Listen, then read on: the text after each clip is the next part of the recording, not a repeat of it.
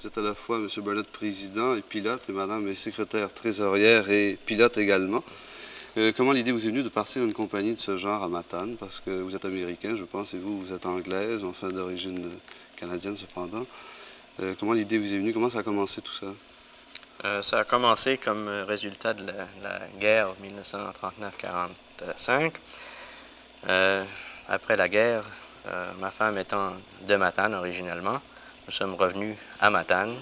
Et justement, en même temps que nous sommes arrivés, la ville de Matane a commencé à développer un aéroport municipal. Dans le temps, il n'y en avait aucun ici. Dans les premiers temps de l'aviation, les décollages se faisaient sur la glace ou sur des skis dans des champs de fermiers. Est-ce qu'on peut dire que vous étiez un des pionniers de l'aviation en Gaspésie? Je ne pense pas, non. Il y avait bien des durs temps dans l'aviation ici, avec des avions monomoteurs qui traversaient dans les années 1930, d'avant-guerre. Là. Mais après la guerre, nous étions la première compagnie de s'établir ici, à Matane.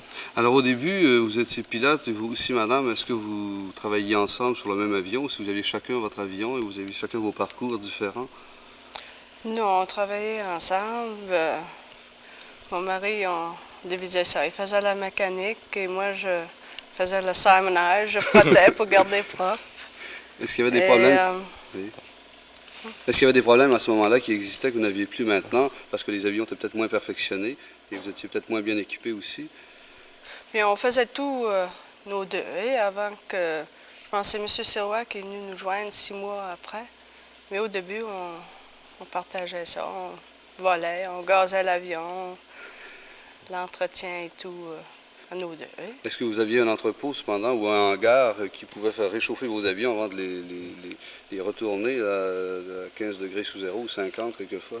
Au début, nous avions un hangar de bois que nous arrivions avec difficulté à réchauffer, mais il contenait qu'un seul avion. Et par force, il y en avait un avion qui couchait dehors, au moins un, qui était obligé de se faire réchauffer par les méthodes primitives de brousse, c'est-à-dire une tente au-dessus du moteur avec une chauffe, un fire pot de plombier en dessous pour fournir la chaleur. Alors quoi, vous faisiez ça tous les matins? Je présume que vous commenciez vos journées vers 4 heures là, pour réchauffer tous les avions. Pour commencer, on vide tout l'huile dans le système de lubrification du moteur afin qu'elle ne flige pas dedans. On rentre ça à la maison, on le met au point du poêle pour le réchauffer. Et en partant, bien, ça nous donne toutes les occasions de partir avec moins de problèmes. Ce sont des problèmes d'hiver qu'on rencontre seulement, je pense, dans les pays très froids. Alors, problème de chauffage de moteur, problème d'atterrissage, j'ai l'impression, parce que les pistes ne devaient pas être très adéquates à ce moment-là. Est-ce que... Il y avait, dans les premiers jours, nous atterrissions souvent sur des pistes qui n'étaient pas préparées. C'était des pistes qui étaient couvertes de neige, alors en hiver sur ski, ou sur des lacs qui étaient gelés, avec les problèmes de neige qui couvre la glace et avec l'eau qui s'infiltre, qui cause des petits amusements aussi. Est-ce que vous-même, madame, vous faisiez ce genre d'atterrissage là, sur les lacs et sur dans la brousse? Est-ce que vous faisiez ce genre d'atterrissage? Oui, je crois qu'au début, on avait seulement un avion, mais après ça, on a eu un autre petit avion, 2 passagers. Puis, on a eu de l'ouvrage en hiver, rentrer des arpenteurs. Des arpenteurs. C'est où maintenant à Murdochville. Oui. Et on rentrait chacun notre voyage et c'était sur les lacs. Vous ne deviez pas vous rencontrer souvent, vous vous rencontriez dans les airs. Mais on se rencontrait sur le lac. Mais vous faisiez tous les genres d'atterrissage, il n'y a rien qui vous faisait peur? On prenait qu'est-ce qui venait. Non, mais je veux dire, le fait que vous soyez une femme, là, ça vous faisait pas peur plus qu'autrement? Bien, il y avait peut-être occasion que j'étais un peu inquiet, mais... Est-ce que les passagers, parce que j'ai vu l'avion que vous aviez au début, 3 ou 4 places seulement, quand les passagers voyaient que c'est une femme qui était pilote, est-ce qu'ils avaient des réactions? Bien, savez-vous, c'était surprenant. Ils n'avaient pas trop de réactions, soit qu'ils étaient était très sage. Et à vous, est-ce qu'il faisait des commentaires? Est-ce qu'il vous disait hier, vous avez un nouveau pilote, c'est une femme? Est-ce qu'il vous disait, parce que vous deviez les voir vous aussi, ces mêmes clients après M. Burnett?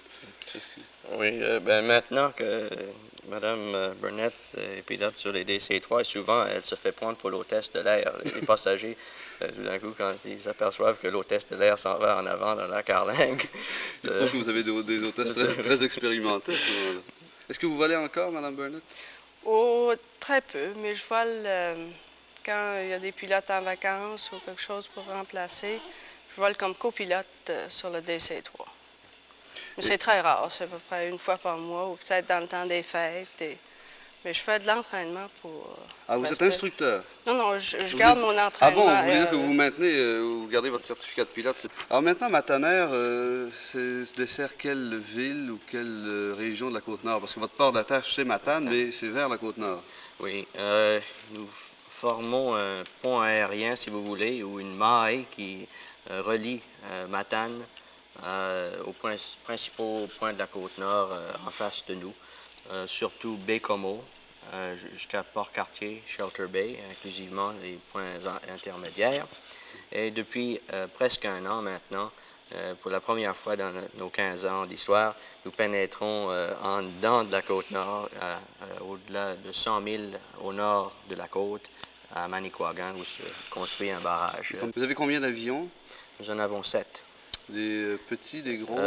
Nous avons 3 DC-3, tels que celui en arrière de nous maintenant, et nous avons 4 avions Lockheed qui sont plus petits, des avions 10 passagers qui donnent du service sur les lignes qui sont moins fréquentées que les lignes de DC-3. Alors, quels sont vos projets? Est-ce que vous voulez établir de nouvelles lignes ou maintenir celles que vous avez ou changer de type d'avion? Je ne sais pas, je ne m'y connais pas du tout là-dedans. Là, je voudrais... Notre but, c'est de servir adéquatement les points qui sont possibles à desservir de notre base principale ici. Est-ce que vous avez des lignes régulières? On m'a dit aussi que quelquefois, il y a des gens qui à Manicouagan vous téléphonent, un peu comme on appelle un taxi, puis ils viennent me chercher.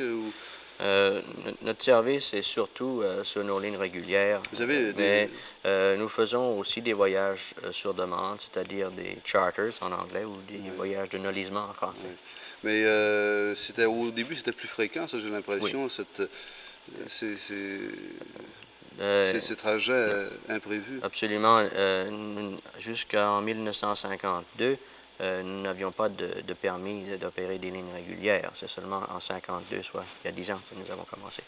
Monsieur et Mme Burnett, je vous remercie beaucoup. Merci, M. Perron.